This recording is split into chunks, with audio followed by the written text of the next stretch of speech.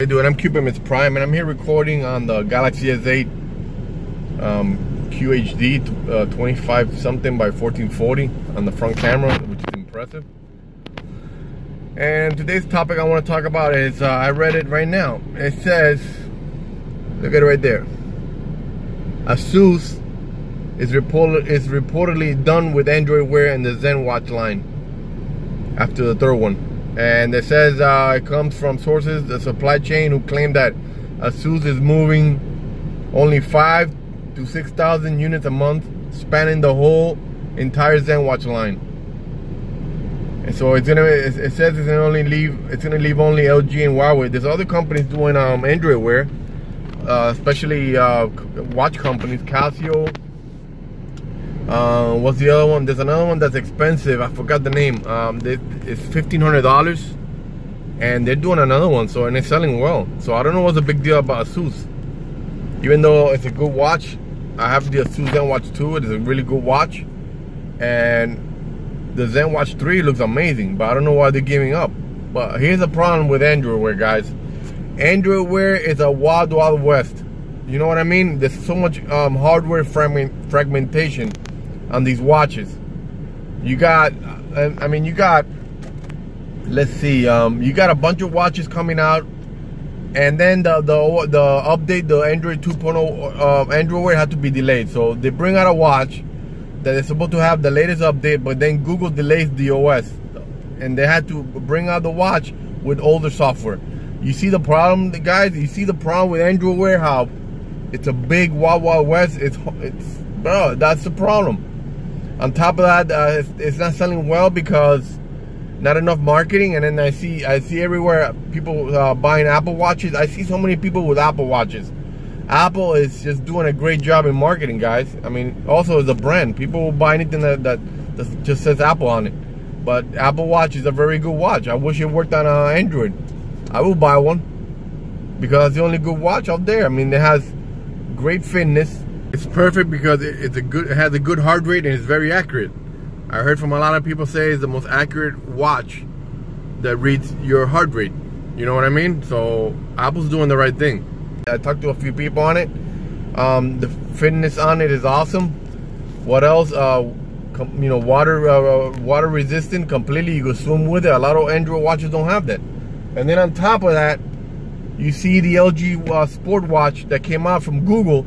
It has the crown right in the middle, so you could scroll up and down. No other watch has it. Even the newer watches, they don't have an Android crown. So you see how much fragmentation is on these watches. It's like one manufacturer releases their watch with no crown or something different, or only 2 buttons versus 3. So it's a big problem. These OEMs, they don't go by the hardware guidelines. You know, they don't go by guidelines. And I don't know why. Maybe Google doesn't allow it. Maybe Google wants everything for itself. Like, you know, like the crown. Maybe they tell the OEM, don't put a crown on your watch because we want to put it on ours and sell more. Maybe that's the problem also.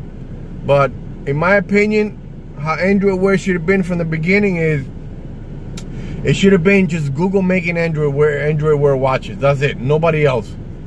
I'm sorry, but that's how it should have been. I mean, only one. When one manufacturer does one watch, it sells more, and they put all the features and all the features on that watch. They concentrate on that watch, and look at the Apple Watch. They put everything. They put all their best effort on that watch, and that's it. Even though Apple doesn't let nobody else do watches because they don't release the software, the Apple Watch software on to other OEMs to use. They don't. It's a closed OS. But I'm just saying, Google should have had just done Android Wear themselves, nobody else. And that is the problem with Android Wear. You let everybody else do whatever they want on it, and it goes all to shit. Look how Android Wear is. Fragmentation like crazy, you know. And I'm kind of glad that they don't allow skinning. Can you imagine if they allowed all these OEMs skinning on the Android Wear? It would have been a fuckery mess.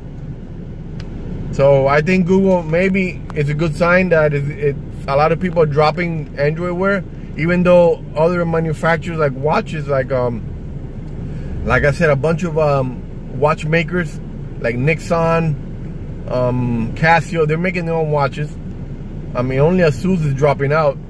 I haven't heard anything else about other OEMs dropping out. I know Motorola ain't gonna do another Moto 360 anymore. Maybe in the future they'll do another one. But I'm just saying, the problem is Android Wear in general, the hardware fragmentation. It's a mess. It's, like I said, it's a wild west. And like I said it before, Google should have been the only OEM doing Android Wear watches, guys.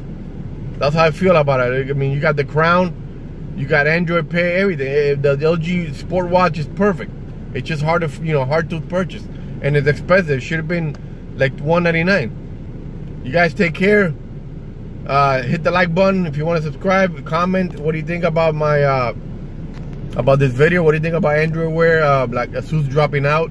What do you think about Android Wear in general? You think Google should just make their own watch and that's it, and no other OEM should make watches? What do you think, guys? Take care. Have a nice day, bro.